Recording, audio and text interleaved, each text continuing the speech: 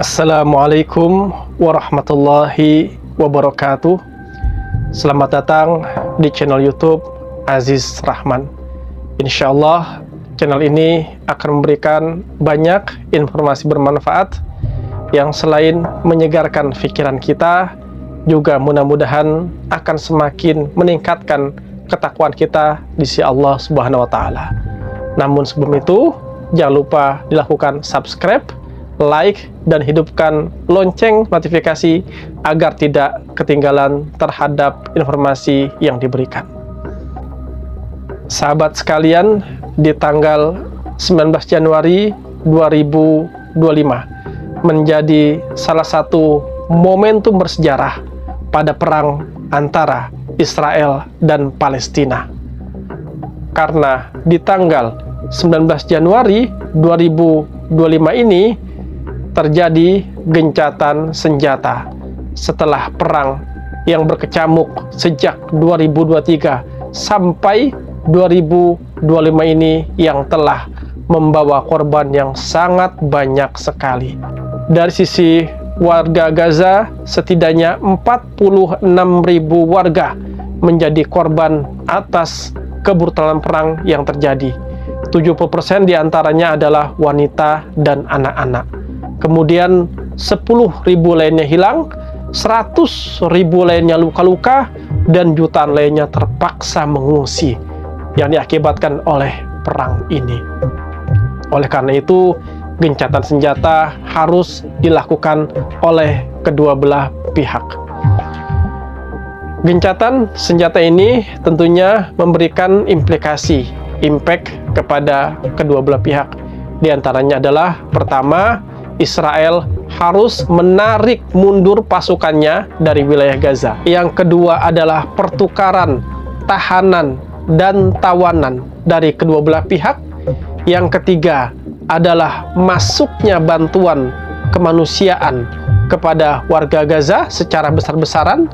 Dan yang terakhir adalah rekonsiliasi dan rekonstruksi atas wilayah Gaza yang hancur akibat perang tersebut. Sahabat sekalian, gencatan senjata ini pun ternyata memiliki sisi lain. Di antaranya adalah sisi kepansosan yang kita lihat ternyata sangat terang di antara Donald Trump dan Joe Biden. Kedua orang itu kemudian saling mengklaim bahwasanya mereka memberikan jasa yang paling besar turut andil dalam terjadinya gencatan senjata. Walaupun kemudian Donald Trump menyentil Joe Biden bahwasannya apa yang Joe Biden lakukan tidak sebesar yang Donald Trump lakukan. Kepansosan tersebut tentunya tidak akan mempengaruhi gencatan senjata yang ada di Palestina. Kemudian pro dan kontra pun terjadi di antara kedua belah pihak. Kontra dari sisi Israel adalah tidak sedikit warga yang kemudian masih mengharapkan bahwasannya peperangan ini harus terus dilanjutkan. Mereka melakukan demonstrasi dan mendesak agar Netanyahu terus melakukan penyerangan dan peperangan terhadap warga Gaza. Kemudian pun dari salah satu menteri di Israel, Ben Gvir pun kemudian mengharapkan bahwasannya perang ini terus berlanjut. Walaupun kemudian Ben Gvir mundur dari menteri karena merasa tidak sependapat dengan Netanyahu. Ada MUI yang ternyata sangat pro dan sangat mendukung terhadap upaya yang dilakukan atas gencatan senjata ini. Kemudian gencatan senjata ini pun memiliki sisi untung dan sisi buntung. Apa sih sisi untung dan sisi buntung? Baik, maksudnya adalah memberikan keuntungan dan memberikan kebuntungan ataupun kerugian kepada para pihaknya jika. Yang pertama adalah memberikan keuntungan jika mereka mentaati dan kooperatif pada gencatan senjata ini. Mereka akan diberikan keuntungan pada gencatan senjata. Di sisi Israel tentunya banyak sekali dari prajurit yang sudah kelelahan bertempur kemudian mengalami gangguan jiwa, mentalnya terganggu, yang mau tidak mau harus dipulangkan.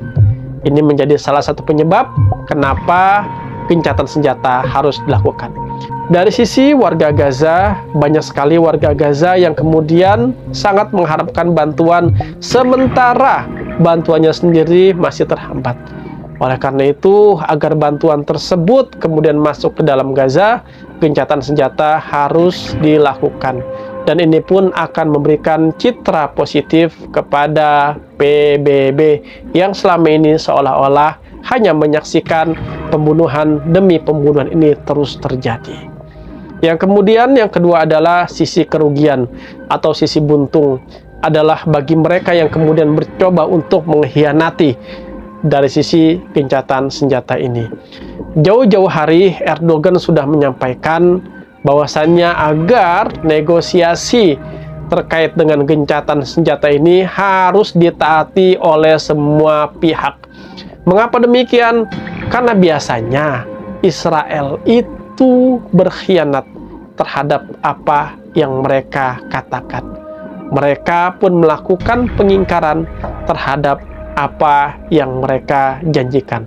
Terlepas apakah gen mereka sama seperti nenek moyangnya yang senantiasa melakukan pengingkaran dan pengkhianatan, akan tetapi jauh-jauh hari Erdogan sudah mewanti-wanti agar Israel ini tidak melakukan pengkhianatan ketika gencatan senjata itu sudah dilakukan. Sahabat sekalian, kita yang ada di Indonesia insya Allah akan senantiasa membantu dan mendoakan warga Gaza yang terdampak akibat perang yang panjang ini. Jangan lupa subscribe, like, dan juga hidupkan tombol notifikasi agar informasi ini lebih bermanfaat. Terima kasih banyak. Assalamualaikum warahmatullahi wabarakatuh.